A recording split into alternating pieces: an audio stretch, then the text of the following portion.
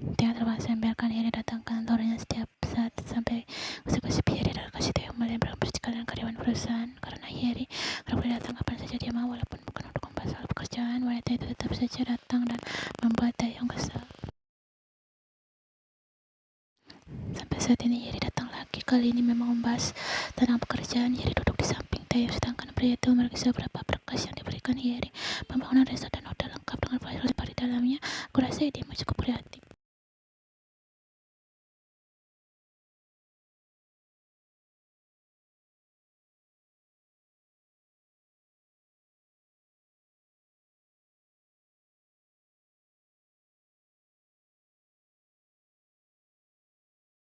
Apa maksudmu, Teh? Kita sudah sepakat. Aku tahu kau pionir dan sekarang katakan padaku apa tujuan utamamu. Yeri tertawa dan mengelakkan kepalanya dengan pelan. Aku tidak tahu, ternyata kau berubah menjadi pria yang begitu picik. Kau pikir aku akan menggodamu jika kau mau aku akan kulakukan sekarang. Aku tahu bagaimana cepat mencuri Yeri tujuan utamamu bukan pekerjaan.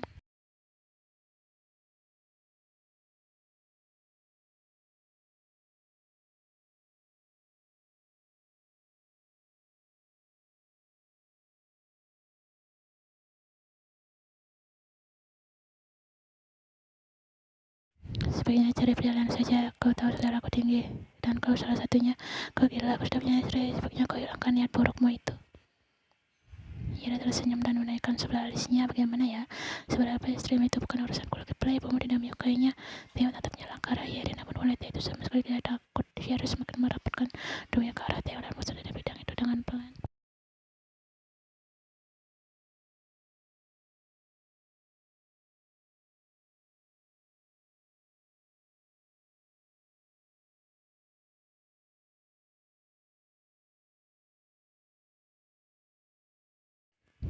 Tesis Yeri saat tepat di telinga Teo dan terdiam dengan apa yang dikatakan Yeri.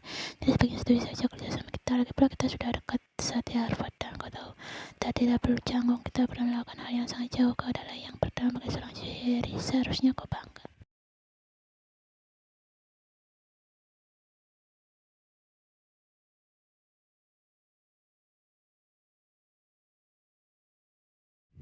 Teo memalingkan wajahnya ke arah Yeri. Kali ini gadis itu natapnya dan tatapan menggoda. Apa yang kau inginkan sebenarnya? Yeri menyentuh wajah tanpa tengok aku menyaminkan.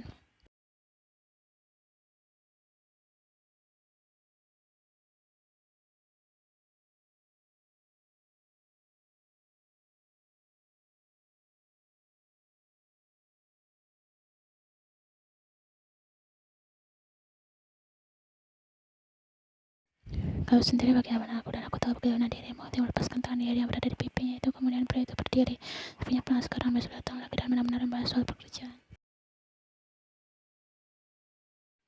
Suara itu terdengar datar, namun lebih tenang. Yeri menyaringi Teo mulai melunak kepadanya. Yeri ikut berdiri dan memeluk Teo dan Teo mendorong tubuh gadis itu dengan pelan. Hal itu tidak masalah bagi Yeri.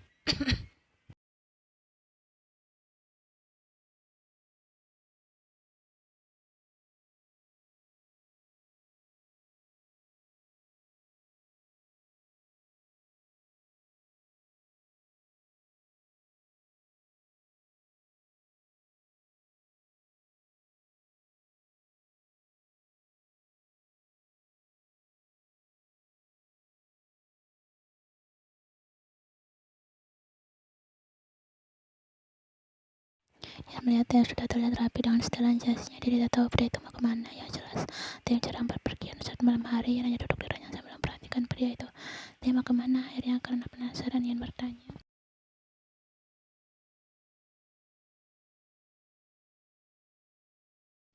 Aku akan menghadiri acara amalnya perusahaan Yeri. Sayang dia mengundangku. Perusahaan Yeri. Teo mengangguk entah kenapa ia merasa tidak suka dan perasaannya mulai tidak enak.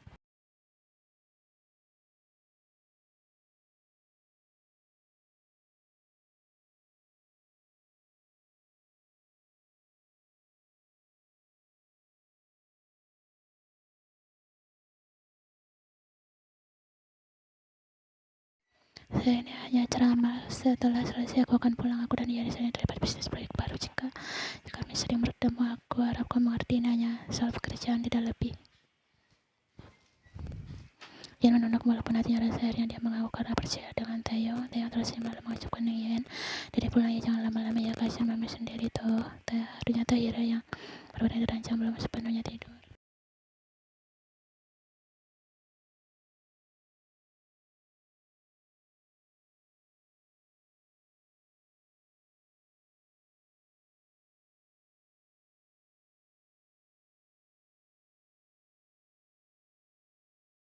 Ia hanya bisa menatap bawang Taeyong yang mulai menghilang. Ia bukan tidak mengizinkan Taeyong pergi di api.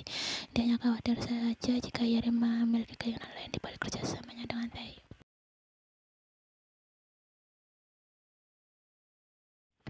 Taeyong datang ke acara itu sendirian. Acara amal Queen Group diadakan yang berada di Seoul. Taeyong turun dari mobilnya. Dia juga berpartisipasi dalam acara amal tersebut dan mendonasikan sebagian besar dana perusahaannya untuk kegiatan sosial.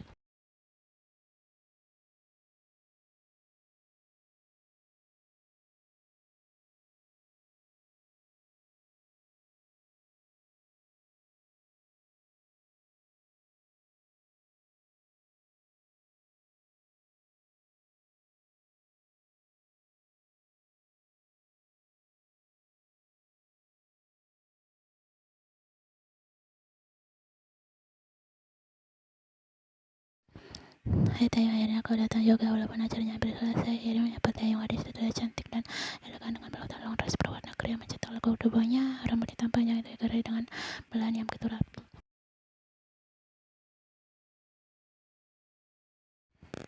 Aku memutuskan datang sebentar. Selamat selesai acara amal pertamamu.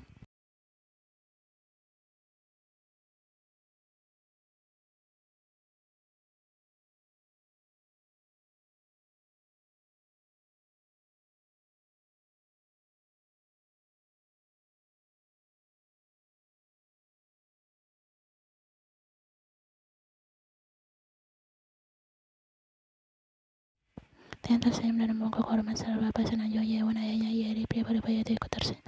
Kalau Taeyong bukan temannya Yeri saat kuliah dulu, ucap Jae Yesun, ibunya Yeri.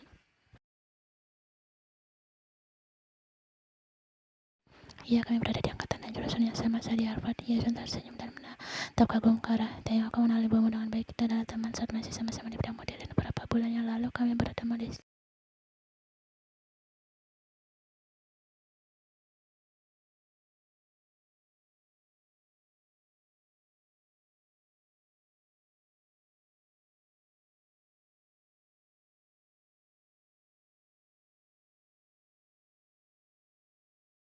Oma, jangan bicara seperti itu depan Taeyong. Yesun hanya tersenyum. Oma, kami kesana dulu ya. Ayo Teh. Yeri menarik lengan Taeyong menjauh dari kedua orang tuanya. Hal itu membuat Taeyong sedikit bingung. Sebaiknya kita segera mencari pasangan dan menikah.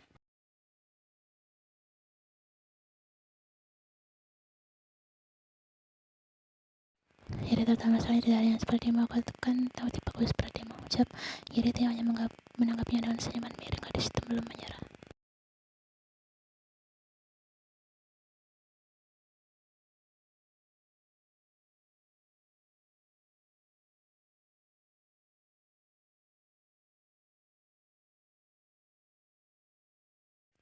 Subin, kau datang. Subin tersenyum kemudian memeluk Yeri dengan singkat. Ayo, aku sedikit terlambat. Ayah, aku tidak bisa datang, jadi aku mewakilinya. Selamat atas acara amalmu, Nona.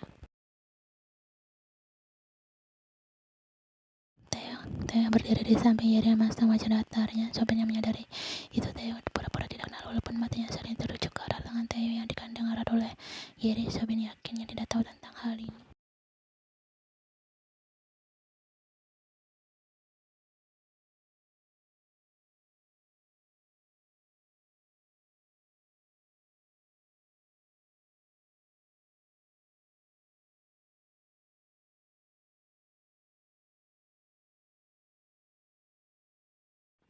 Benarkah kami sangat cocok satu sama lain, ucap Yeri dengan gembira. Subin tersenyum sinis. Dia merasa peluangnya telah muncul saat ini. Baiklah Nona, aku kesana dulu, harus menemui partner bisnis sayaku. Yeri mengangguk sambil berjalan melewati Taeyong dan berhenti tepat di samping pria itu. Terima kasih telah memberiku kesempatan lagi, bisik Subin menekankan kata Taeyong di akhir kalimat. Setelah itu dia menyaringi lalu berjalan begitu saja. Taeyong mengepalkan tangannya dengan kuat.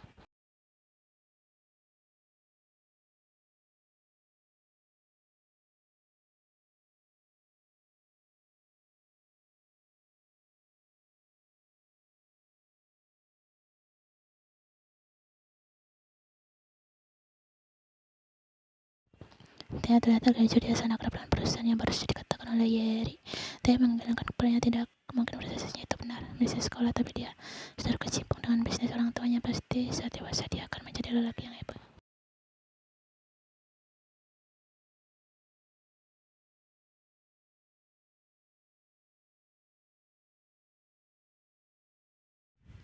Theo hanya diam, entah kenapa dia memiliki berbagai macam dugaan terhadap Sophie. Dia sepertinya harus mencari tahu tentang Sophie lebih jauh.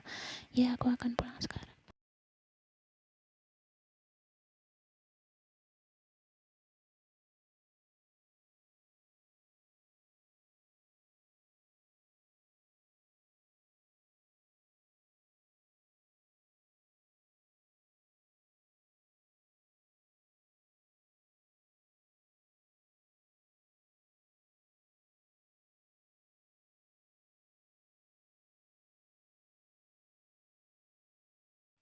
Terima kasih telah mengantarku. Yeri tersenyum langsung memeluk Taeyong tanpa ragu. Dia mencoba mendorong tubuh Yeri. Jangan lakukan hal seperti ini lagi.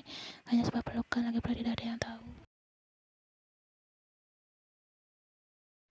Yeri menatap wajah Taeyong. Dia lalu dengan tiba-tiba aku melepaskannya sebelum Taeyong mengamuk.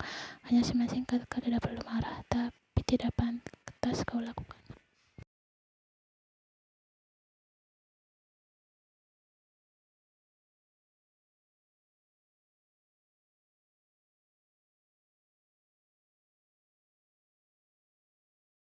Dia menyaringi kemudian dan malaman bergadis dengan sikap melepaskannya. Rasanya begitu hambar, tidak ada perasaan menggebu-gebu. Apakah dia tidak tergoda dengan ceria dia marahnya sekarang karena dia tidak merasakan apapun.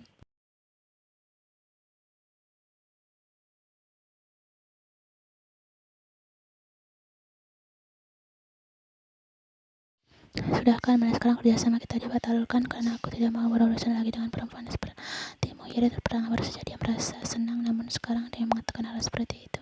Rasanya harga dirinya baru saja diempaskan ke tanah.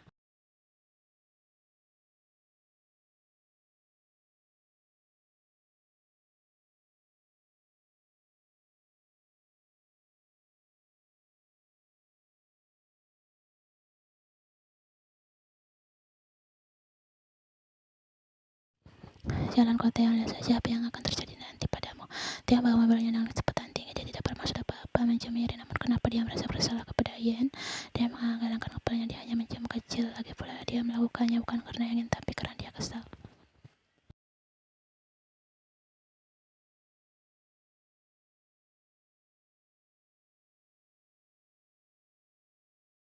Dia membelokkan mobilnya ke arah mansion. Dia turun dari mobil masuk ke dalam rumahnya dengan langkah cepat. Dia menaiki tangga dan membuka pintu kamar.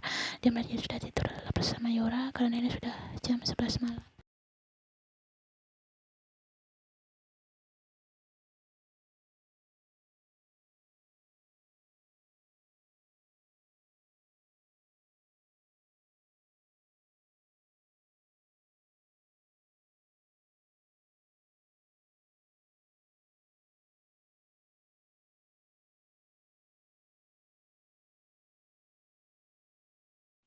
Dia hanya mengingatkan Yen yang selalu ada di sisinya, bukan yang lain.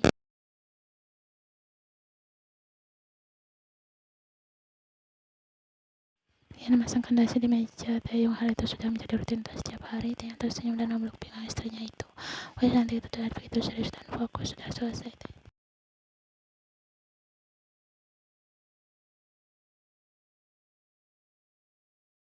Taeyong menyentuh dasi yang dipasang oleh Yen melihat begitu rapi.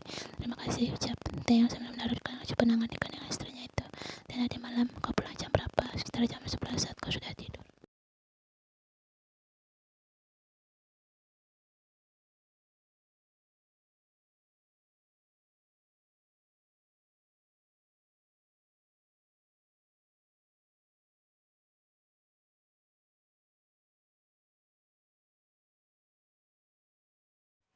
Bagaimana dengan Yora? Aku akan menjawab Kristal mengatakan Yora hari ini aku akan pulang lebih awal.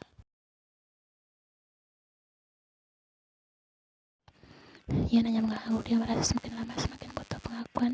Di luar sana tidak ada yang tahu mereka suami istri. Jujur saja tadi malam Ian berharap Taeyong akan membawanya ikut ke acara amalnya Yeri, namun Ian sadar posisinya saat ini masih rahasia. Dia mengangkat laju mobilnya di depan zaman Halim. Ian tersenyum dan memutuskan turun.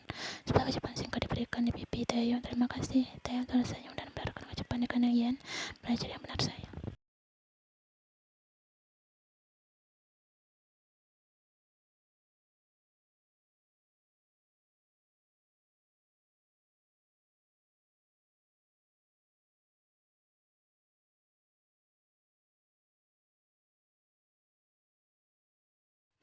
Tia tersenyum sepanjang jalan. Hari ini dia akan pulang lebih awal. Jika Yeri datang, maka dia akan mengusirnya karena Tia tidak akan menerima kesepakatan untuk membuka aliansi bisnis dengan Yeri. Fokus Tia yang berada pada ponsel yang terus berbunyi. Tia melihat itu tepangan dari C. Kemudian dia mengangkatnya.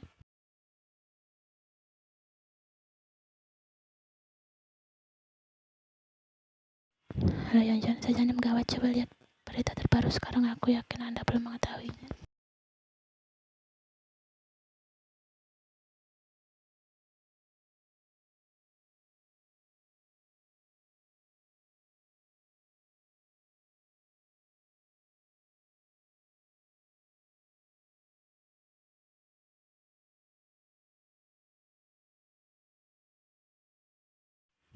Brengsek, Yonjon, cepat hentikan penyebaran berita itu dan temukan pelakunya.